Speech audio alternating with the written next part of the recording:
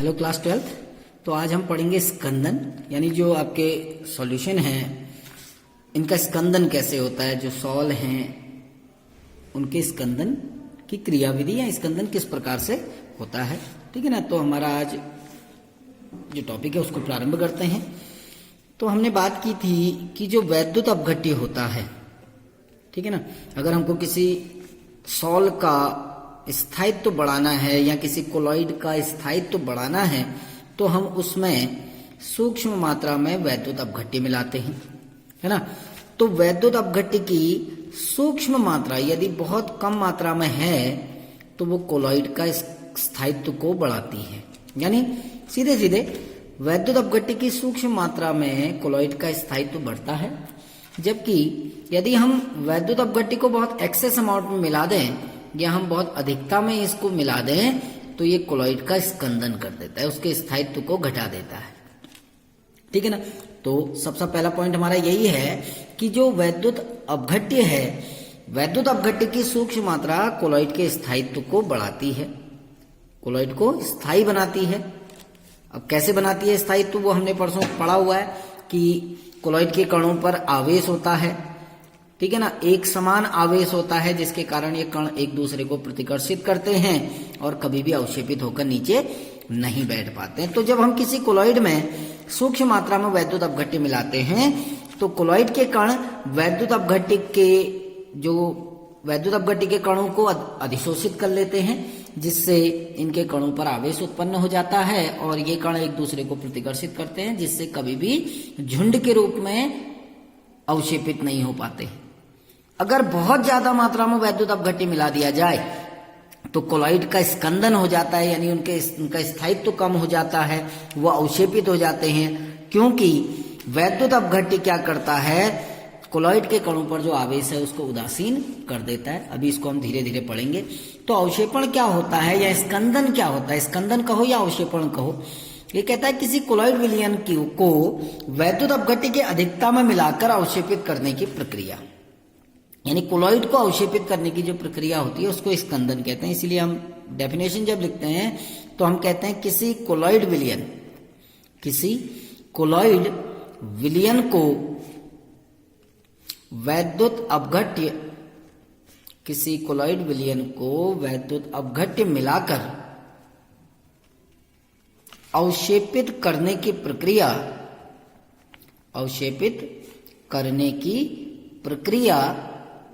स्कंदन कहलाती है, कि प्रक्रिया स्कंदन कहलाती है। यानी स्कंदन माने होता है कि कोलॉइड को अवक्षेपित करना,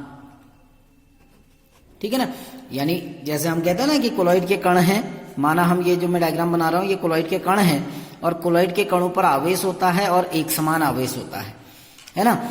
एक समान आवेश के कारण ये कण सदैव एक दूसरे को प्रतिकर्षित करते हैं, करेंगे ना, क्योंकि सब पर धनावेश है यहाँ पर, तो सारे कण एक दूसरे को प्रतिकर्षित करेंगे, कभी भी एक दूसरे के पास नहीं आएंगे और परिक्षेपण माध्यम में फैले हुए रहेंगे चारों ओर। यही तो कोलॉइड है कि इनके बीच बीच में कहीं पर परिक्षेपण माध्यम के कण भी होंगे। तो कोलॉइड के कण क्योंकि आवेशित होते हैं इसलिए वो कभी भी एक दूसरे के आमने सामने आकर जुड़ते नहीं है। लेकिन अगर किसी तरीके से इस आवेश को खत्म कर दिया जाए, माना हमने कोई वैद्युत अपघट्य मिलाया और ये आवेश खत्म हो गया, तो अब आवेश खत्म हो गया तो क्या होगा कि ये सारे कण एक दूसरे के साथ जुड़ेंगे, क्योंकि अभी तक तो आवेश के कारण प्रतिकर्षित हो रहे थे, अब जब ये जुड़ेंगे सब एक साथ तो क्या होगा, एक बड़े कण का निर्माण करेंगे जो कहाँ बैठ जाएगा, नीचे बैठ जाएगा अवक्षेपित होकर। तो कोलॉइड में वैद्युत अपघट्य मिलाकर उनको अवक्षेपित करने की जो प्रक्रिया होती है उसको हम स्कंदन कहते हैं। ठीक हो गया। अब स्कंदन की जो मैकेनिज्म है, जो क्रियाविधि है, वो यही है कि कोलॉइड के कणों पर आवेश होता है। अगर हम इसकी मैकेनिज्म की बात करें, कोलॉइड के स्कंदन की क्रियाविधि की बात करें, तो हमें पता है कि कोलॉइड के कणों पर आवेश होता है ना, और हम इस आवेश को यदि समाप्त कर दें तो कोलॉइड के कण क्या हो जाएंगे, अवक्षेपित हो जाएंगे, नीचे बैठ जाएंगे। बस स्कंदन की क्रियाविधि में यही होता है कि जब हम वैद्युत अपघट्य मिलाते हैं, माना हमारे पास कोई कोलॉइड है, उस कोलॉइड में हमने कोई वैद्युत अपघट्य मिला दिया, तो वैद्युत अपघट्य जब अधिकता में मिलाते हैं तो कोलॉइड के कणों का आवेश क्या हो जाता है, समाप्त हो जाता है। जो आवेश इसको स्थायी बना रहा था वो आवेश समाप्त हो जाता है, क्योंकि वैद्युत अपघट्य के, माना अगर आपके कोलॉइड पर धनावेश है तो वैद्युत अपघट्य के जो ऋणावेशित कण हैं वो इस धनावेश को समाप्त कर देंगे और कोलॉइड के कण एक दूसरे के निकट आएंगे और झुंड के रूप में एकत्रित होकर नीचे बैठ जाते हैं, है ना। इसी स्कंदन से संबंधित एक नियम आता है जिसको हार्डी-सुलजे नियम कहते हैं। यानी हार्डी-सुलजे नियम अगर हम पढ़ेंगे यहाँ पर अभी, हार्डी-सुलजे नियम, ये नियम बहुत बार पूछा जाता है एग्जाम में। अब ये हार्डी-सुलजे नियम क्या था कि हार्डी-सुलजे ने, ठीक है ना, दो साइंटिस्ट थे हार्डी और सुलजे, उन्होंने क्या किया कि अलग अलग वैद्युत अपघट्य की स्कंदन क्षमता का अध्ययन किया। यानी वैद्युत अपघट्य तो बहुत प्रकार के होते हैं ना, तो विभिन्न प्रकार के वैद्युत अपघट्यों की स्कंदन क्षमता का अध्ययन किया। जैसे हम मान के चल रहे हैं, मेरे पास एक कोलॉइड है AlOH का होल थ्राइस, ये ना, और इसमें Al3 पॉजिटिव सपोज करो, ये पॉजिटिव कोलॉइड है ना, क्योंकि इसने एल्यूमिनियम आयनों को अधिशोषित किया है तो पॉजिटिव कोलॉइड है। अब इसका स्कंदन कौन करेगा? नेगेटिव आयन, ये तो करेगा। धनावेश को कौन समाप्त करेगा? ऋणावेश। तो ऋणावेशित आयन आपके बहुत सारे होते हैं, यानी NaCl भी स्कंदन कर सकता है क्योंकि इसमें ऋणायन होता है ना। ऐसे ही आपका अन्य कोई जिसमें भी ऋणावेशित आयन होता है, तो बहुत प्रकार के वैद्युत अपघट्य होते हैं। जैसे BaCl2 भी इसका स्कंदन कर सकता है, बेरियम क्लोराइड, है ना, क्योंकि इसमें भी नेगेटिव आयन है। तो विभिन्न वैद्युत अपघट्यों की स्कंदन क्षमता का अध्ययन किया और अपना एक नियम प्रस्तुत किया जिसको हम हार्डी-सुलजे नियम कहते हैं। ठीक, ध्यान से सुनना, हार्डी-सुलजे नियम है क्या?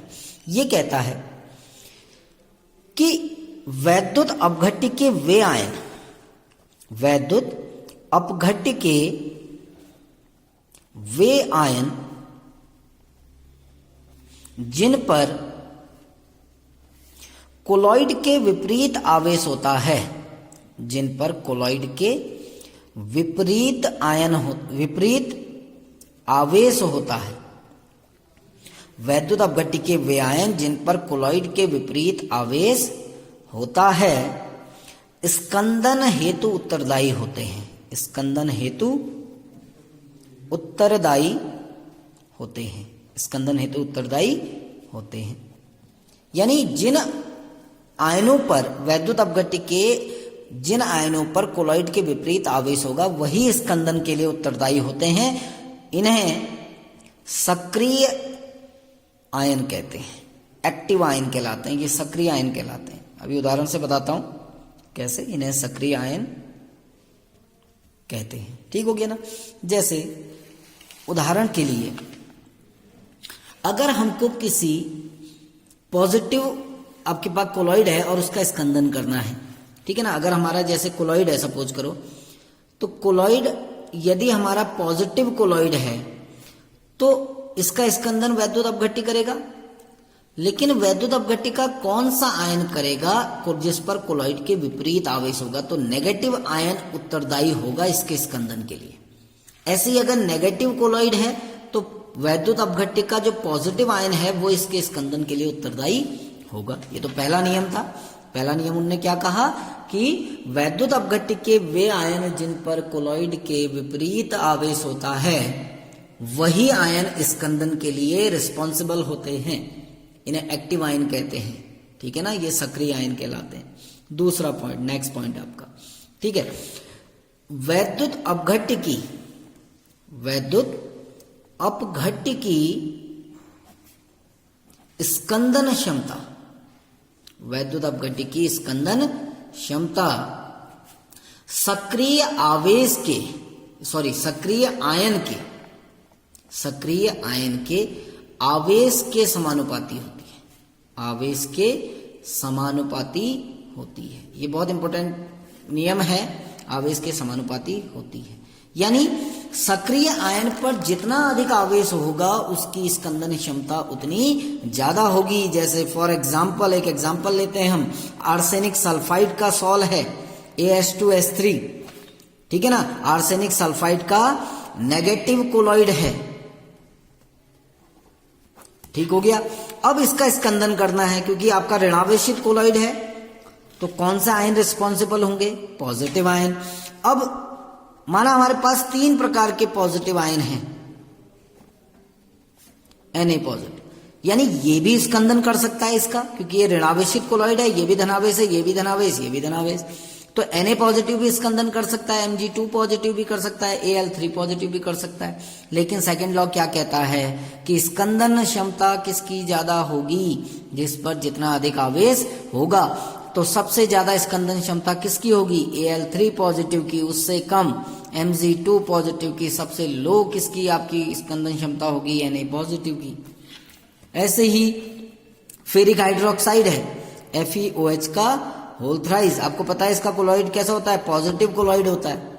पॉजिटिव कोलॉइड मतलब इसका स्कंदन के लिए कौन सा आयन उत्तरदायी होगा, नेगेटिव आयन। अब नेगेटिव आयन आपको पता है PO4 3 नेगेटिव भी एक नेगेटिव आयन है ना। सल्फेट आयन SO4 2 नेगेटिव, ये भी एक नेगेटिव आयन है। Cl negative. अब स्कंदन क्षमता किसकी ज्यादा होगी, जिस पर जितना अधिक आवेश होगा, तो सबसे ज्यादा अधिक स्कंदन क्षमता किसकी है, PO4 फॉस्फेट आयन की, उससे कम किसकी है, सल्फेट आयन की, सबसे कम किसकी है, Cl नेगेटिव क्लोराइड आयन की। ठीक हो गया ना। तो ये था हार्डी-सुलजे नियम। अब हम आते हैं कि अवक्षेपण मान क्या होता है। एक छोटा सा टॉपिक और है, एक डेफिनेशन आपको बता रहा हूं। अवक्षेपण मान, अवक्षेपण मान, ठीक है ना। अवक्षेपण मान का मतलब है कि जो वैद्युत अपघट्य जो स्कंदन कर रहा है, ठीक है ना, उस वैद्युत अपघट्य की सांद्रता जो एक स्टैंडर्ड वैल्यू ली गई है, ठीक है ना। हम कहते हैं अवक्षेपण मान होती है कि वैद्युत अपघट्य की, वैद्युत अपघट्य की वह न्यूनतम सांद्रता, वह न्यूनतम सांद्रता जो 2 घंटे में, जो 2 घंटे में कोलॉइड के स्कंदन हेतु उत्तरदायी होती है, स्कंदन हेतु उत्तरदायी होती है। तो वैद्युत अपघट्य की मिनिमम कंसंट्रेशन जो 2 घंटे में कोलॉइड का स्कंदन कर देती है, ठीक है ना, वो कहलाती है अवक्षेपण मान। इसकी जो स्कंदन क्षमता जो होती है उसको हम मिलीमोल प्रति लीटर में व्यक्त करते हैं, मिलीमोल प्रति लीटर में। जैसे अब मैं अभी कह रहा था ना कि हमारे पास आर्सेनिक सल्फाइड है AS2S3, आपको पता है ये क्या होता है, ये नेगेटिव कोलॉइड है ना। तो इसका स्कंदन कौन करेगा, पॉजिटिव आयन करेगा। पॉजिटिव आयन जैसे देखो मैं बता रहा हूं आपको, Na पॉजिटिव भी स्कंदन कर सकता है, K पॉजिटिव भी कर सकता है, Mg2 पॉजिटिव भी कर सकता है ना, Al3 पॉजिटिव भी इसका स्कंदन कर सकता है। अब Na कहां से आया होगा, NaCl से आया होगा, तो वैद्युत अपघट्य क्या हो गया, NaCl। K कहां से आया होगा, KCl से। Mg कहां से आया होगा, MgSO4 से आया। Al कहां से आया, AlCl3 से आया ना। अब ये स्कंदन कर रहे हैं किसका, आर्सेनिक सल्फाइड का। तो अब स्कंदन मान देखते हैं। सबसे Na का जो अवक्षेपण मान होता है वो 51 होता है, इकाई आपको बता रखी है मिलीमोल प्रति लीटर। तो ये क्या हो गया, 51 मिलीमोल प्रति लीटर। K पॉजिटिव की अगर आप देखेंगे तो इसकी 50 मिलीमोल पर लीटर होती है ना। Mg की अगर आप देखोगे तो ये 0.72 होती है। अगर आप AlCl3 की देखोगे तो 0.093। ये आपके स्कंदन मान है। अर्थात अगर Na पॉजिटिव द्वारा इसका स्कंदन करना है तो आपको कितना मिलाना पड़ेगा, 51 मिलीमोल पर लीटर। अगर Al3 पॉजिटिव से स्कंदन कराना है तो आपको केवल इतना सा मिलाना पड़ेगा। तो सबसे अच्छा इसमें कौन सा पदार्थ है जो स्कंदन करता है, वो है AlCl3, क्योंकि कम मात्रा में स्कंदन कर रहा है ना। तो ये आप समझना कि अवक्षेपण मान जितना कम होगा उसका स्कंदन उतना ही अधिक होता है, ठीक है ना। अगर किसी वैद्युत अपघट्य का अवक्षेपण मान बहुत कम है तो वो उतना अच्छा स्कंदक माना जाता है, ठीक है ना।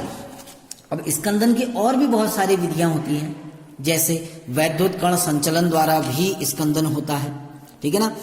एक तो विधि हमने बता दी कि वैद्युत अपघट्य मिलाकर, दूसरी विधि आपकी वैद्युत कण संचलन द्वारा, वैद्युत कण संचलन जो में हम पढ़ चुके हैं। यदि वैद्युत कण संचलन लगातार किया जाए, है ना, तो कोलॉइड के कण विपरीत इलेक्ट्रोड पर जाकर अवक्षेपित हो जाते हैं, है ना।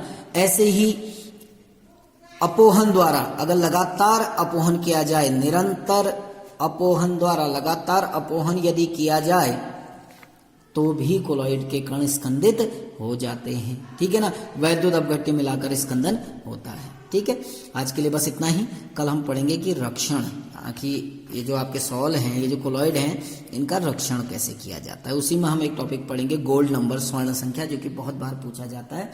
Thank you.